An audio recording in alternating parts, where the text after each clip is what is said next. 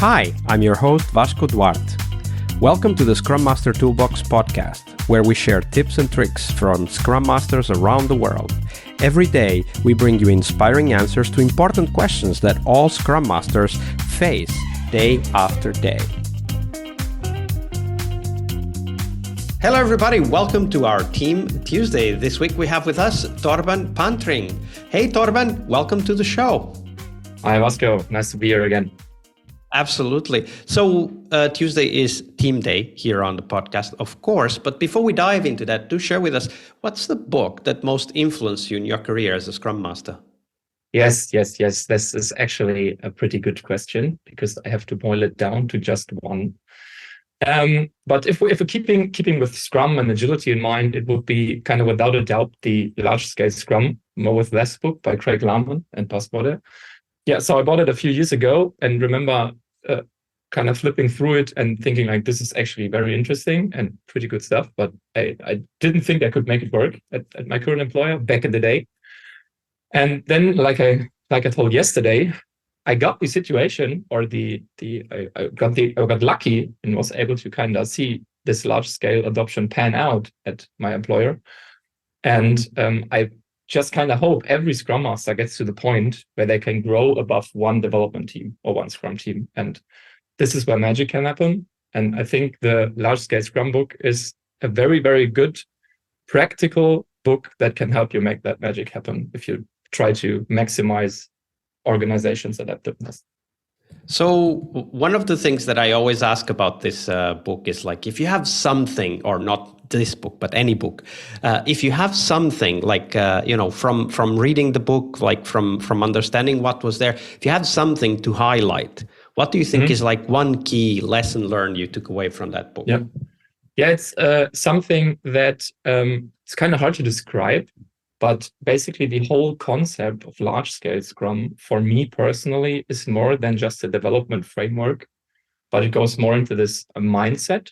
Because if you don't have product, or not product, but companies management pan into or chip into this idea, it won't work in the long run, at least from what I've seen now.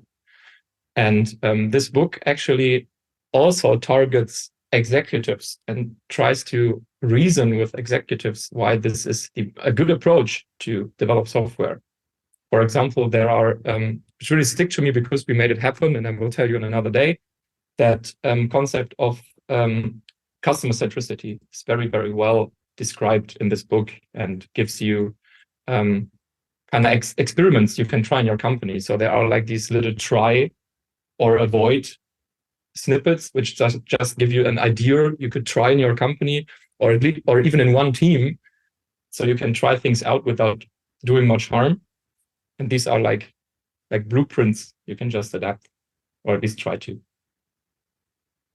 Absolutely. And of course, we'll put the link in the show notes so that people can go and check out the book.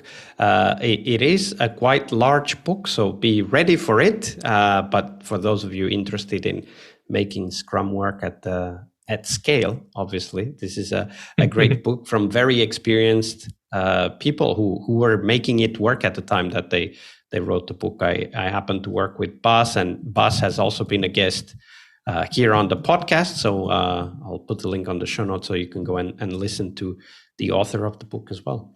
So Thorben, that was of course the book, but we really want to explore that story of the team. So tell us the story of a team and give us a little bit of context, and then walk us through what were those small little patterns that kind of evolved over time and became problematic.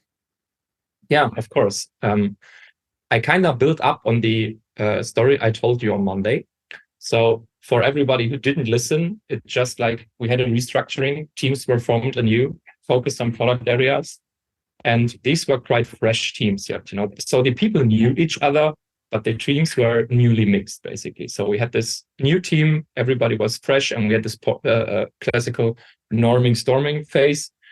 And at the beginning of the situation, we were having the situation that people in the Scrum team were very, very role fixed. It was like, it's not my job. It's for the quality assurance. It's not my job. We need a designer here.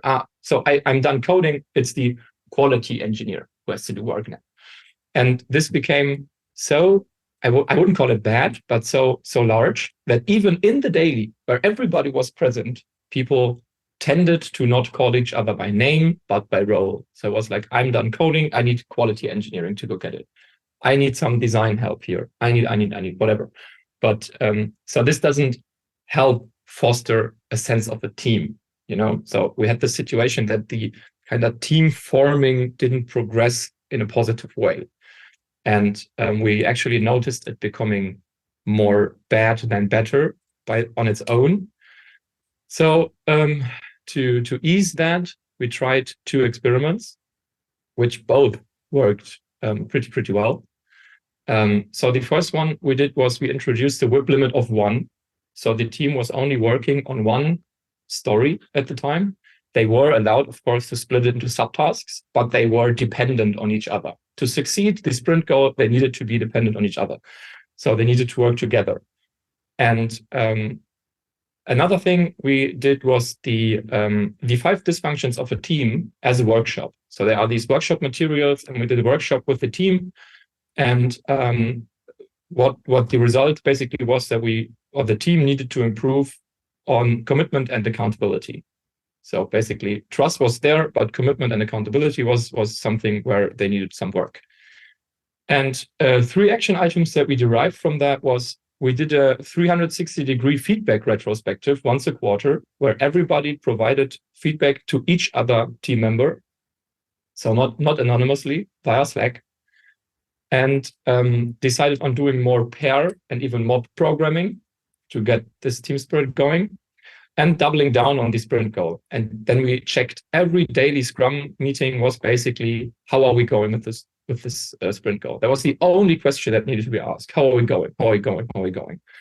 And all of these experiments and things actually had a very profound effect on the team. And we even at the, I wouldn't call it end, because they still do it in that kind of way, but after a couple months, we even had our designer, Adrian, he learned to do front-end changes himself. So he wasn't dependent on a front-end engineer or an engineer of any kind any longer, because he just learned that through pair programming, mob programming, and his own initiative to do front-end changes in a product. So whenever he wanted something in the UI to change, he just did it start to finish by himself. And that was actually some great results we reaped from these changes. Absolutely. And when you talked about the 5 dysfunctions of a team workshop, you talked about commitment and accountability. But this last example you just shared, it's a lot also about ownership, right? It's about feeling that, okay, it's my job, which is exactly what you were trying to give the team. Yes. It was rather not even my job, but our job. Like, reaching the sprint goal is the team's job. Everything below that, I don't care, actually.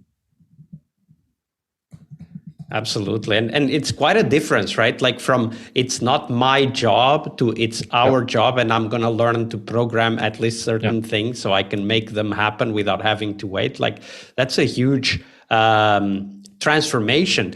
How did the team members react to that transformation? Actually, kind of good. So it wasn't that they were reluctant to try things out. Yes, of course, we had a couple of people who were just saying like, no, I want to code on my own and just better with my thoughts alone.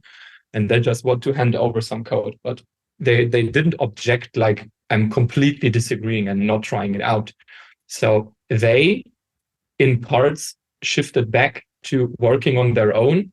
But at least they committed on doing pair code reviews or something like that, pair designing and something like that. So it wasn't like that the team is working pair work all the time, but nevertheless, the sense of a team was really like created and people helped each other out when they needed. Absolutely. And that's a great story also of transformation and of something that is very important for us as Scrum Masters, right? Like we don't always know the answer, but we can always try something and see how that works and then move on and become better. Great story. Thank you for sharing that, Thorben. Thank you. Tuesday is Team Day here on the Scrum Master Toolbox podcast. But tomorrow we talk about something that goes beyond the work we do with the teams. We will talk about how to lead change and what our guests have learned from leading and participating in change programs during their career. See you tomorrow. We really hope you liked our show. And if you did, why not rate this podcast on Stitcher or iTunes?